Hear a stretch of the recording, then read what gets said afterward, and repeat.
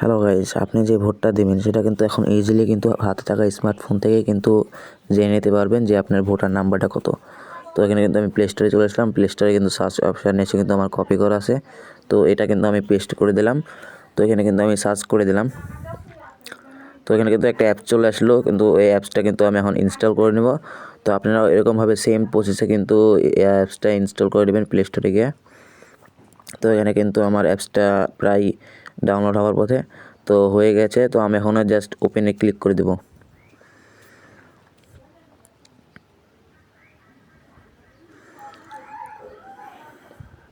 এখানে কিন্তু আমাকে কিন্তু একটা অ্যাপসে নিয়ে চলে গেল। এখানে কিন্তু বাংলা ইংরেজি সিলেক্ট করতে বলছে, তো আমি বাংলাটা সিলেক্ট করলাম। তারপরে সেম কিন্তু আমার মতো এইভাবে নিয়ে আসবে। তারপর দুটো ডট দেখাচ্ছে, দুটো ডটে টিপ মারবেন। তারপর এখানে জাতীয় সংসদ নির্বাচনে টিপ মারবেন।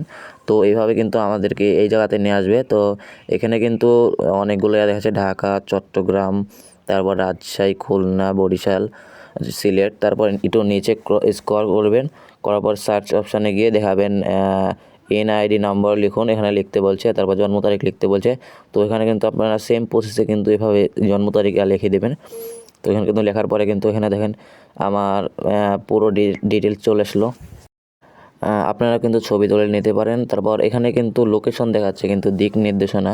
তো আমরা যদি জাস্ট এখানে ক্লিক করি, তো আমাদের কিন্তু আমাদের বাড়ি থেকে প্রায় কত দূর দূরত্ব এইটা কিন্তু দেখাবে। তো আমরা কিন্তু এটাতে ক্লিক করে দিই। এটা কিন্তু গুগল ম্যাপে নিয়ে চলে যাচ্ছে। তো এখানে কিন্তু আমি যেভাবে সেম প্রসেসে করলাম সেভাবে কিন্তু আপনারা প্লে স্টোরে গিয়ে সার্চ করে এইটা কিন্তু বের করে নেবেন। এটা কিন্তু আমার লোকেশন দেখাচ্ছে, তো একটু লোডিং হচ্ছে, তারপরে কিন্তু দেখাবে।